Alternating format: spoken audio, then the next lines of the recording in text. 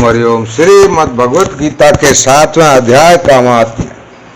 भगवान शिव कहते हैं, हे पार्वती, अब मैं 7वें अध्याय का महात्म्य बतलाता हूँ, जिसे सुनकर कानों में अमृत राशि भर जाती है। पाटलिपुत्र नामक एक दुर्गम नगर है, जिसका गोपुर यानी द्वार बहुत ही ऊंचा है। उस नगर में शंकुकर्ण नामक एक ब्राह्मण रहता था। उसने वेश्यावृत्ति का आश्रय लेकर बहुत धन कमाया, किंतु न तो कभी पितरों का तर्पण किया और न देवताओं का ही पूजन किया।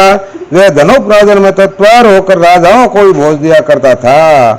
एक समय की बात है, उस ब्राह्मण ने अपना चौथा विवाह करने के लिए पुत्रों और बंधुओं के साथ यात्रा की। मार्ग में आधी रात के समय जब वह सो रहा था, तो एक सर्प ने कहीं से आकर उसकी बाह में काट लिया। उसके काटते ही ऐसी अवस्था हो गई कि मणि, मंत्र और औषधि आदि से भी उनके शरीर की रक्षा असाध्य जान पड़ी। तत्पश्चात कुछ ही समय में उसके प्राण पंखेरु उड़ गए। फिर बहुत समय के बाद वह प्रेत सर्प योनि में उत्पन्न हुआ। उसका चित्त धन की वासना में बंधा था। उसने पूर्व वृत्तांत को स्मरण करके सोचा, मैंने जो घर के बाहर करोड़ों की संख्या में अपना धन गाड़ रखा है, उससे इन पुत्रों को वंचित करके समय ही उनकी रक्षा करूंगा। एक दिन सांप की योनि से पीड़ित होकर पिता ने सपने में अपने पुत्रों के समक्ष आकर अपना मनोभाव बताया। तब उनके अधिकांश पुत्रों ने सवेरे उठकर बड़े विस्मय के साथ एक दूसरे से सपने की बातें कही। उनमें से मझला पुत्र कुदाल हाथ में लिए घर से निकला और जहां उनके पिता सर्प योनि धारण करके रहते थे, उस स्थान पर गया। यद्यपि उसे धन के स्थान का ठीक ठाक पता तो नहीं था, तो भी उसने चिन्हों से उसका ठीक निश्चय कर लिया और लोभ बुद्धि से वहां पहुंचकर बाम्बी को खोदना आरंभ किया। तब उस बाम्बी से बड़ा भयानक सांप प्रकट हुआ और बोला, ओ मूढ़, तू कौन है, किस लिए आया है, क्यों बिल खोद रहा है, अथवा किसने तुझे भेजा है? ये सारी बातें मेरे सामने बता। पुत्र बोला, मैं आपका पुत्र हूँ, मेरा नाम शिव है। मैं रात्रि में देखे हुए सपने से वशीभूत होकर यहाँ का श्रवण लेने के कौतूहल से आया हूँ। पुत्र की यह वाणी सुनकर वह सांप हंसता हुआ उस समय से इस प्रकार स्पष्ट वचन बोला, यदि तू मेरा पुत्र है तो मुझे शीघ्र ही बंधन से मुक्त कर। मैं पूर्व जन्म के गाढ़े हुए धन के ही लिए सर्प योनि में उत्पन्न हुआ हूँ। पुत्र ने पूछा, पिताजी आपकी मुक्ति कैसे होगी? तो उसका उपाय मुझे बताइए, क्योंकि मैं इस रात में सब लोगों को छोड़कर आपके पास आया हूँ। पिता ने कहा, हे बेटा, गीता के अमृत में 7वें अध्याय को छोड़कर मुझे मुक्त करने में तीर्थ, दान, तप और यज्ञ भी सर्वदा समर्थ नहीं है।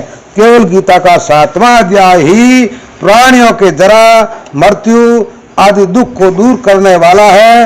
हे पुत्र, मेरे श्राद्ध के दिन 7वें अध्याय का पाठ करने वाले ब्राह्मण को श्रद्धापूर्वक भोजन कराओ, इससे निसंदेह मेरी मुक्ति हो जाएगी।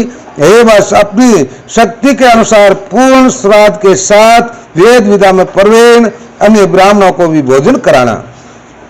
सर्प योनि में पड़े हुए पिता के वचन सुनकर सभी पुत्रों ने अपनी उनकी आज्ञा के अनुसार तथा उससे भी अधिक किया। तब शंकुकर्ण ने अपने सर्व शरीर को त्याग कर दिव्य धारण किया और सारा धन पुत्रों के अधीन कर दिया। पिता के करोड़ों की संख्या में जो धन बांट कर दिया था, उससे वे सदाचारी पुत्र बहुत प्रसन्न हुए। उनकी बुद्धि धर्म में लगी हुई थी, इसलिए उन्होंने बावड़ी खोदाई, कुआं बनवाया खोदाया, पोखरा बनवाया खोदाया, यज्ञ किया तथा देव मंदिरों के लिए उस धन का उपयोग किया। इसलिए उन्होंने बावड़ी, कुआं, पोखरा, यज्ञ तथा देव मंदिर के लिए उस धन का उपयोग किया और अन्नशाला भी बनवाई। तत्पश्चात 7वें अध्याय का सदा जप करते हुए उन्होंने मोक्ष प्राप्त किया। हे पार्वती, यह तुम्हें 7वें अध्याय का महात्म्य बताया गया है, जिसके श्रवण मात्र से मानव सब पातकों से मुक्त हो जाता है। बोले श्री राधे कृष्ण भगवान की जय। हरि ओम परमात्मा नमः। 7वां अध्याय का महात्म्य संपूर्ण। ओम श्री परमात्मा नमः। अब 7वां अध्याय शुरू करते हैं। इसके उपरांत श्री कृष्ण भगवान बोले, हे पार्थ, तू मेरे अनन्य प्रेम से आसक्त हुए मन वाला और अनन्य भाव से मेरे परायण होकर योग में लगा हुआ मुझको संपूर्ण विभूति, बल, ऐश्वर्यादि गुणों से योग सबका आत्मरोग जिस प्रकार संशय रहित जानेगा उसको सुन। मैं तेरे लिए इस रहस्य सहित तत्व ज्ञान को संपूर्णता से कहूंगा कि जिसको जानकर संसार में फिर और कुछ भी जानने योग्य शेष नहीं रहता है। हजारों मनुष्य में कोई ही मनुष्य मेरी प्राप्ति के लिए यत्न करता है, और उन यत्न करने वाले योग्यों में भी कोई ही पुरुष मेरे परायण हुआ मेरे को तत्व से जानता है, अर्थात यथार्थ मर्म से जानता है।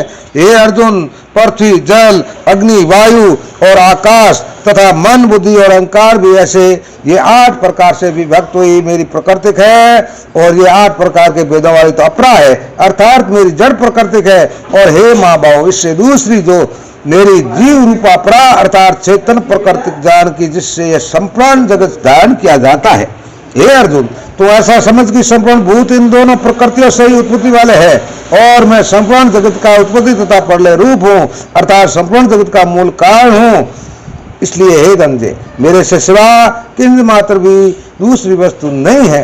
यह संपूर्ण जगत सूत्र में सूत्र के मणियों के सदस्य मेरे में गुथा हुआ है। हे अर्जुन, जल में रस हूँ तथा चंद्रमा और सूर्य में प्रकाश हूँ, और संपूर्ण वेदों में ओंकार हूँ तथा आकाश में शब्द और पुरुष तत्व हूँ। पृथ्वी में पवित्र गंध और अग्नि में तेज हूँ, और संपूर्ण भूतों में उनका जीवन हूँ, अर्थात जिसमें वे जीते हैं वे मैं हूँ, और तप से मैं तप हूँ।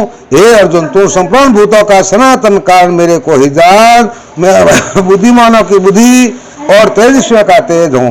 हे बल श्रेष्ठ, मैं बलवाना का आसक्ति और कामनाओं से रहित बल अर्थात सामर्थ हूँ, और सब भूतों में धर्म के अनुकूल अर्थात शास्त्र के अनुकूल काम हूँ। और भी जो सतोगुण से उत्पन्न होने वाले भाव हैं, और जो रजोगुणों से तथा तमोगुण से होने वाले भाव है, उन सबको तू मेरे से ही होने वाले है ऐसा जान, परंतु वास्तव में उनमें मैं और वे मेरे में नहीं है। गुणों के कार्य रूप सात्विक, राजस और तामस, इन तीनों प्रकार के भावों से अर्थात राग, द्वेष आदि विकारों से और संपूर्ण विषयों से यह सब संसार मोहित हो रहा है। इसलिए इन तीनों गुणों से परे मुझ अविनाशी को तत्व से नहीं जानता, क्योंकि यह अलौकिक अर्थात अति अद्भुत त्रिगुणमयी मेरी योग माया बड़ी दुस्तर है। परंतु जो पुरुष मेरे को ही निरंतर बचते हैं वे इस माया का उल्लंघन कर जाते हैं, अर्थात संसार से तर जाते हैं। ऐसा सुगम उपाय होने पर भी माया द्वारा हरे हुए ज्ञान वाले और असुरी स्वभाव को दान किए हुए तथा मनुष्य में नीच और दूषित कर्म करने वाले मूढ़ लोग तो मेरे को अच्छी नहीं बचते हैं। हे भरतवशियों, मैं श्रेष्ठ अर्जुन, उत्तम कर्म वाले अर्थात आर्ति, जाक्षु और ज्ञानी अर्थात निष्कामी, ऐसे 4 प्रकार के भक्तजन मेरे को बचते हैं।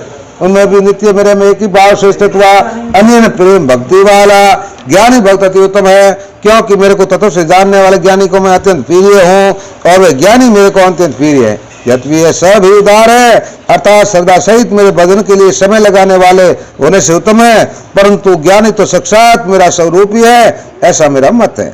क्योंकि वे स्थिर बुद्धि ज्ञानी भक्त अति उत्तम गति स्वरूप मेरे में ही अच्छी प्रकार स्थित है, जो बहुत जन्मों के अंत के जन्म में तत्व ज्ञान को प्राप्त हुआ ज्ञानी सब कुछ वासुदेव भी है, अर्थात वासुदेव के सिवा अन्य कुछ है ही नहीं। इस प्रकार मेरे को जो भजता है वह महात्मा अति दुर्लभ है। ये अर्जुन, जो विश्वास पुरुष है वह तो अपने स्वभाव से परे हुए तथा उन भोगों की कामना द्वारा ज्ञान से भ्रष्ट हुए उस नियम को धारण करके अर्थात जिस देवता की पूजा के लिए जो जो नियम में प्रसिद्ध है उस नियम को धारण करके अन्य देवता को बोलते हैं, अर्थात पूजते हैं। जो जो सकामे भक्त जिस जिस देवताओं के स्वरूप को श्रद्धा से पूजना चाहता है उस भक्त की मैं उसी देवताओं के प्रति श्रद्धा को स्थिर करता हूँ। वह पुरुष उस श्रद्धा से युक्त हुआ उस देवताओं के पूजन की चेष्टा करता है, और उस देवताओं से मेरे द्वारा ही विधान किए हुए उन उचित भोगों को निस्संदेह प्राप्त होता है। परंतु उन अल्प बुद्धिमानों का वे फल नाशवान है तथा वे देवताओं को पूजने वाले देवताओं को प्राप्त होते हैं, और मेरे भक्त चाहे जैसे ही भजे शेष में वे मेरे को ही प्राप्त होते हैं। ऐसा होने पर भी सब मनुष्य मेरा भजन नहीं करते। उनका कारण यह है कि बुद्धिहीन पुरुष मेरे अनुत्तम अर्थात जिससे उत्तम और कुछ भी नहीं है ऐसे अविनाशी परम भाव को अर्थात अजन्म अविनाशी हुआ भी मैं अपनी माया से प्रकट होता हूँ, ऐसे प्रभाव को तत्व से न जानते हुए मन इंद्रियों से परे मुझ सच्चानंद परमात्मा को मनुष्यों की भांति जन्म कर व्यक्ति भाव को प्राप्त हुआ मानते हैं। मैं अपनी योग माया से छिपा हुआ हूँ, मैं सब में सबके प्रत्यक्ष नहीं होता हूँ, इसलिए ये अज्ञानी मनुष्य मुझ जन्म रहित अविनाशी परमात्मा को तत्व से नहीं जानता है, अर्थात मेरे को जन्मने मरने वाला समझता है। ये अर्जुन, पूर्व में व्यक्तित्व और वर्तमान में स्थित तथा आगे होने वाले सब भूतों को मैं जानता हूँ, परंतु मेरे को कोई भी श्रद्धा भक्ति रहित पुरुष नहीं जान सकता, नहीं जानता, क्योंकि हे भारतवर्षी अर्जुन, संसार में इच्छा और द्वेष से उत्पन्न हुए सुख दुख आदि द्वंद रूप मोह से संपूर्ण प्राणी अति अज्ञानता को प्राप्त हो रहे हैं, परंतु निष्काम भाव से श्रेष्ठ कर्मों का आचरण करने वाले जिन पुरुषों का पाप नष्ट हो गया है, वे राग द्वेष आदि द्वंद रूप मोह से मुक्त हुए और दृढ़ निश्चय वाले पुरुष मेरे को सब प्रकार से भजते हैं, जो मेरे शरण होकर जरा और मरण से छूटने के लिए यत्न करते हैं। वे पुरुष उस ब्रह्म को तथा संपूर्ण अध्यात्म को और संपूर्ण कर्मों को जानते हैं, जो पुरुष अधिभूत और अधिदेव के सहित तथा अधियज्ञ के सहित सबका आत्म रूप मेरे को जानते हैं, अर्थात जैसे बादल, धूप, पानी और बर्फ ये सभी जल स्वरूप है, वैसे ही अधिभूत, अधिदेव और अधियज्ञ आदि सब कुछ वासुदेव स्वरूप है। ऐसे जो जानते हैं वे युक्त चित्त वाले पुरुष अंत काल में भी मुझको ही जानते हैं, अर्थात प्राप्त होते हैं।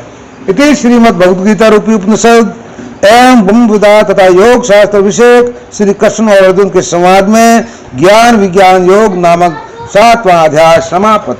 बोले श्री राधे कृष्ण भगवान की जय हो, सीताराम जी महाराज की जय हो, माता पिता सतगुरु दयाल की जय हो। हरि ओम हरि ओम।